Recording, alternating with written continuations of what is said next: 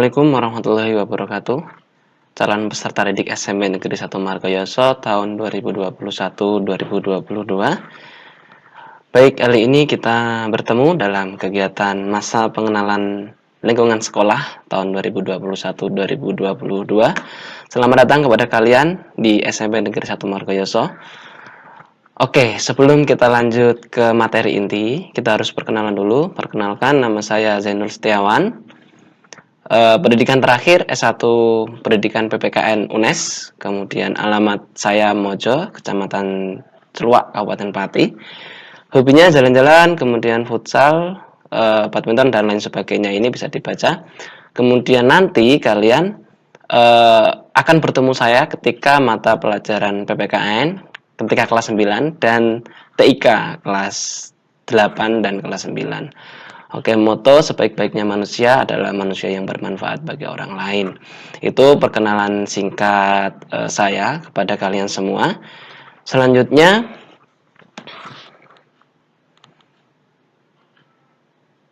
oke, dalam pertemuan pagi ini kita akan belajar mengenai pembelajaran masa depan dan pembelajaran jarak jauh atau pembelajaran daring gitu ya. Oke, pembelajaran masa depan. Sebelum tahu tentang pembelajaran daring, kita harus belajar tentang pembelajaran masa depan. Apa sih itu pembelajaran masa depan? Pembelajaran masa depan tidak terlepas dari revolusi industri 4.0, di mana proses produksi sudah mengkombinasikan 3 unsur, yakni manusia, kemudian robot, kemudian big data. Jadi, ke depan manusia itu harus berdampingan dengan robot, kemudian big data. Kalau robot mungkin kalian sudah tahu ya, robot itu apa. Robot itu ketika segala alat produksi sudah digerakkan oleh mesin, nah itu bisa disebut robot. Kemudian apa itu big data? Big data ini berkenaan dengan proses penyimpanan data melalui internet. Nah, segala sesuatu bisa terbaca, bisa dilaksanakan, bisa otomatis melalui internet. Ini yang disebut big data. Nah, sekarang kalian sudah bisa merasakan adanya Google, kemudian adanya YouTube dan lain sebagainya, itu merupakan satu kesatuan dari big data, gitu ya. Nah, untuk itu, pembelajaran abad 21 harus mampu menciptakan generasi muda yang pertama, inovatif, yang kedua, peka terhadap kemajuan ilmu pengetahuan dan teknologi, kemudian kreatif, kemudian memiliki komunikasi yang baik. Ini yang perlu kalian persiapkan di masa depan nanti. Karena menghadapi kemajuan teknologi yang seperti sekarang, kalian harus kreatif, kemudian harus punya komunikasi yang baik, sopan dan santun, dan lain sebagainya.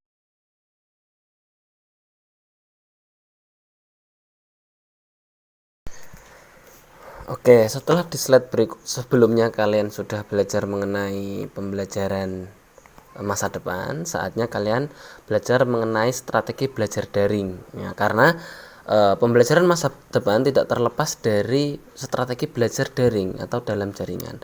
Nanti akan saya jelaskan pengertian daring itu apa sih di slide berikutnya.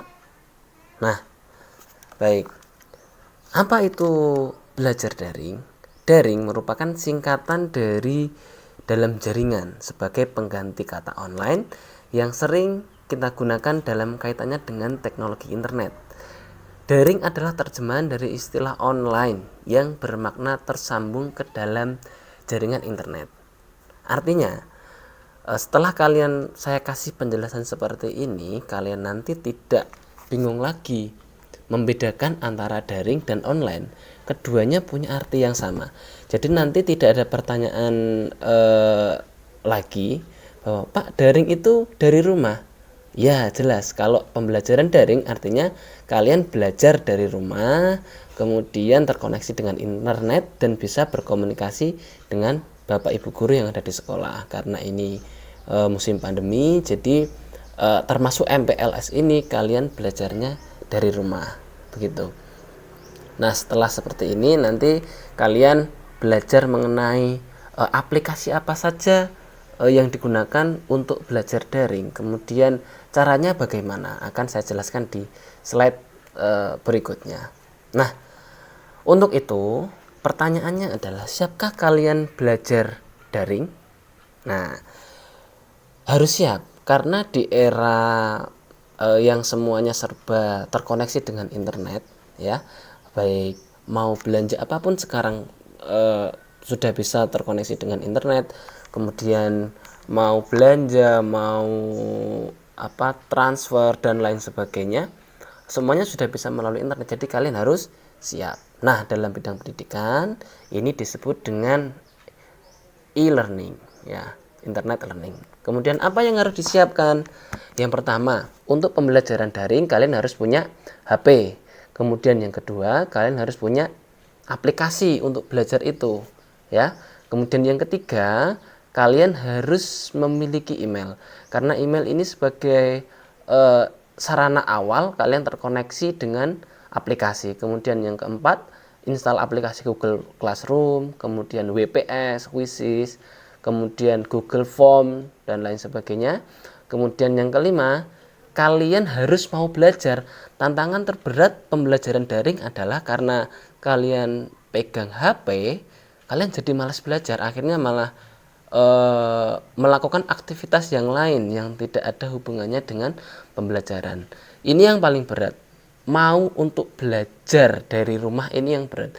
Jadi kalian mulai dari sekarang hilangkan kebiasaan waktu SD yang ketika memegang HP malah yang dibuka game. Ketika kalian buka HP mulai sekarang, ingatlah untuk belajar, gitu ya. Jadi harus belajar untuk aplikasi Google Classroom, kemudian bagaimana caranya, kemudian bagaimana membuat email, kemudian bagaimana nanti ketika tes, ya, itu nanti menggunakan Google Form. Kalian harus sudah terbiasa mulai sejak SMP ini. Jadi nanti akan saya kasih tahu tutorialnya bagaimana supaya kalian tidak bingung nanti ketika belajar di SMP itu memang harus semuanya serba online karena memang kita belum bisa bertatap muka, ya. Jadi tatap mukanya lewat HP atau laptop bagi yang punya, gitu ya. Jadi 5 hal ini yang harus kalian persiapkan selama pembelajaran daring berlangsung. Ya, setelah MPLS ini kalian harus mulai terbiasa untuk belajar menggunakan aplikasi, kemudian diberi tugas melalui HP, kemudian harus menggunakan Google Meet, ya. Google Meet itu nanti kalian bertatap muka seperti orang video callan seperti itu. Mungkin di SD juga sudah pernah, tapi nanti ketika pembelajaran dengan Bapak Ibu guru, kalian akan menggunakan itu, gitu ya.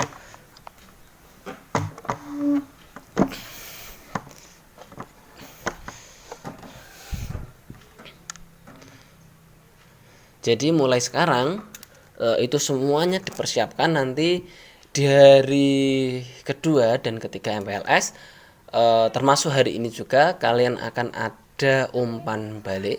Jadi umpan balik itu nanti kalian mengerjakan tugas yang berkenaan dengan materi MPLS hari ini. Jadi mulai sekarang biasakan kalian harus sudah setelah materi ini selesai, kamu harus sudah bisa membuat email, kemudian sudah bisa menggunakan Google Classroom, ya, kemudian bisa punya aplikasi WPS.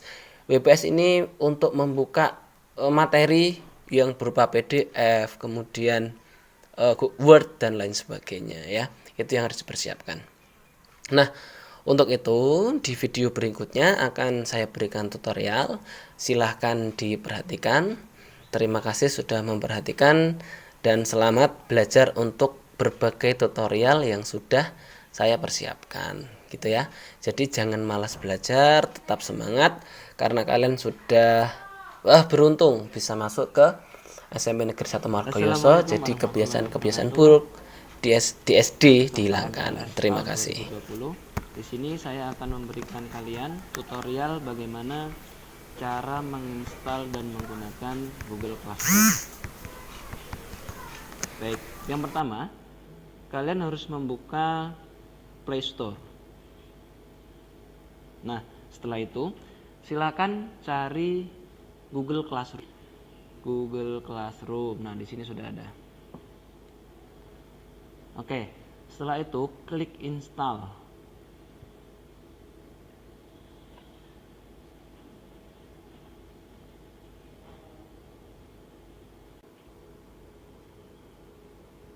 Baik, setelah terinstall, silakan kalian langsung buka aplikasi tersebut.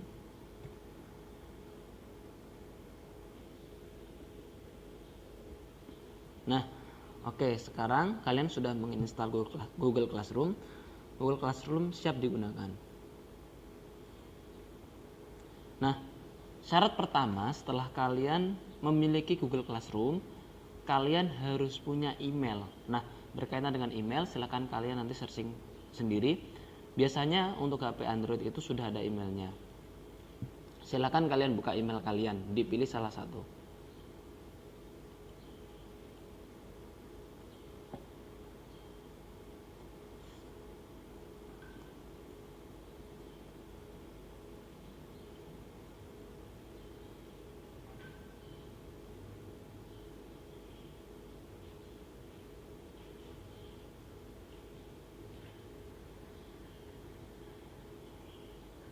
Baik.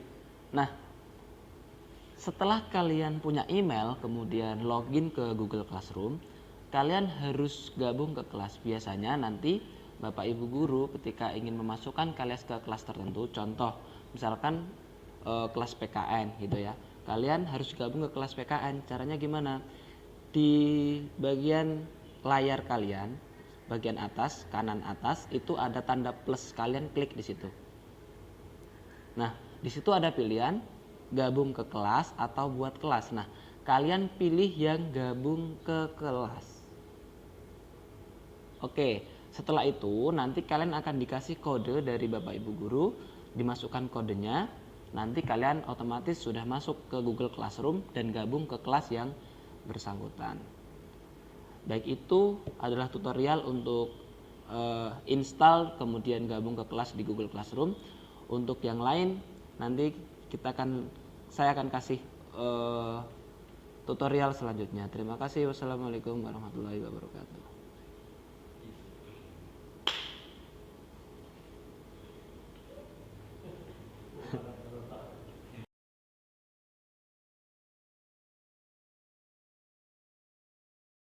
Nah, setelah kalian menginstal Google Classroom, kemudian kalian kan harus gabung kelas. Nah, cara gabung kelas seperti yang kemarin sudah saya sampaikan, ini kita coba untuk masuk ke kelas MPLS Spensama 2020 ya. Ini hanya kelas uji coba saja. Ini saya sudah dikasih kodenya, tinggal memasukkan kodenya F7.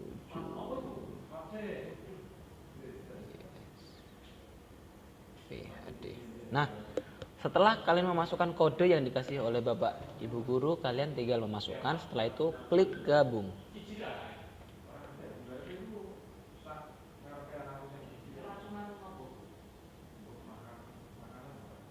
Nah, nih, kalau sudah seperti ini, artinya kalian sudah gabung ke kelas yang diinginkan atau dari kelas Bapak Ibu guru, dari grup kelas yang sudah dibuat oleh Bapak Ibu guru.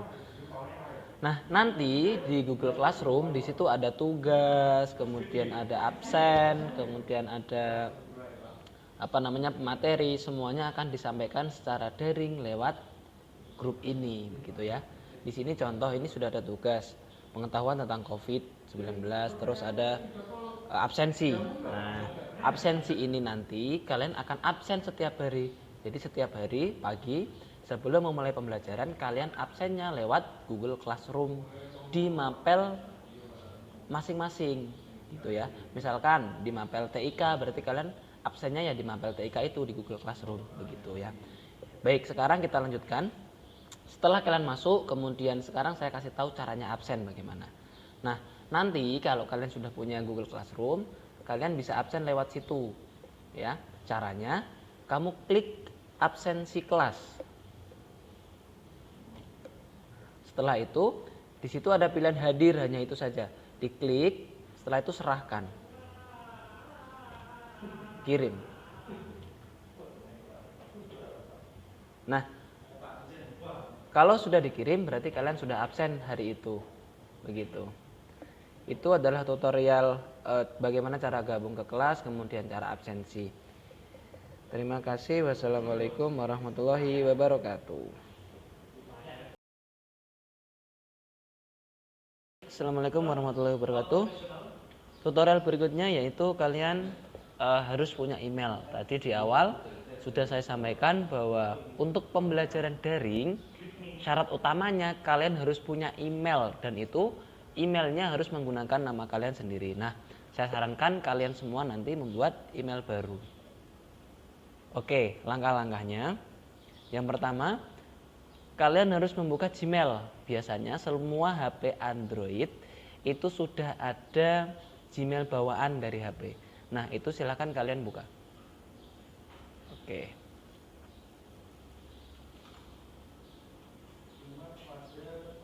Nah, setelah terbuka, lihat di pojok kanan atas, di sana ada logo akun. Nah, itu kalian klik.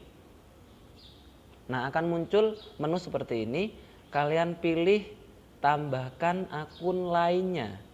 Diklik di situ. Baik. Sesudah itu, di situ ada Google, kemudian Outlook. Kalian pilih yang Google.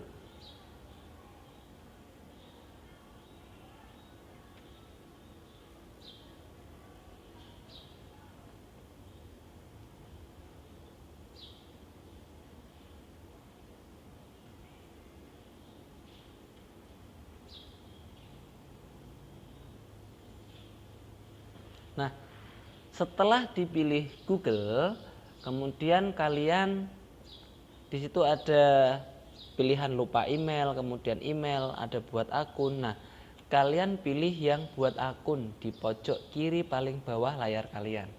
Klik di situ. Nah, muncul pilihan untuk diri sendiri atau untuk mengelola bisnis saya. Nah, di situ kalian pilih untuk diri sendiri. Nah, di sini sudah proses memasukkan identitas diri. Ingat, identitas diri yang kalian masukkan harus nama asli.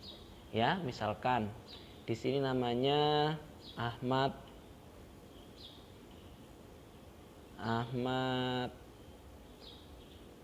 Paijan gitu ya. Ahmad Paijan. Klik berikutnya. Nah, setelah itu pilih tanggal lahir. Nah, di sini yang paling penting adalah supaya akun kalian itu bisa digunakan untuk proses pembelajaran dan bisa mengakses semua informasi dari YouTube, dari Google Form, dari aplikasi lainnya. Tanggal lahir kalian diatur tahun 2000 saja. Ini biar kalian lebih gampang, biar akun kalian tidak akun kids, tidak akun anak-anak. Ini diisi 2000, kemudian bulannya misalkan ini Januari, tanggalnya tanggal 1 ya. Paijan itu laki-laki, berarti pilih pria. Oke, setelah itu klik berikutnya. Nah, setelah diklik berikutnya, di sini ada opsi atau pilihan nama email yang direkomendasikan oleh Google. Kalian pilih yang menurut kalian bagus gitu ya. Di sini ada Paijan Ahmad 25, saya pilih. Oke, Paijan Ahmad 25. Klik berikutnya. Setelah itu kalian membuat kata sandi. Nah, kata sandi ini yang agak sulit di email. Kalian harus buat kata sandi yang tidak mudah ditebak oleh orang lain. Gitu. Misalkan di sini saya pakai Paijan, P-nya besar, A-nya kecil, Paijan. Paijan 1 2 3 gitu misalkan. Paijan 1 2 3. Nah, di sini sudah berhasil.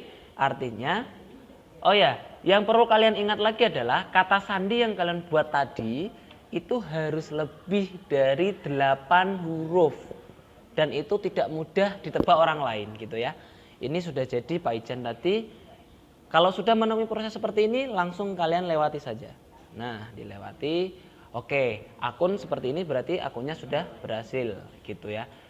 Silakan mencoba semua kelas 7 karena nanti kalian TIK-nya dengan saya, kalian harus membuat akun Gmail dengan nama kalian sendiri, tidak boleh nama orang lain atau nama samaran gitu ya. Terima kasih. Wassalamualaikum warahmatullahi wabarakatuh.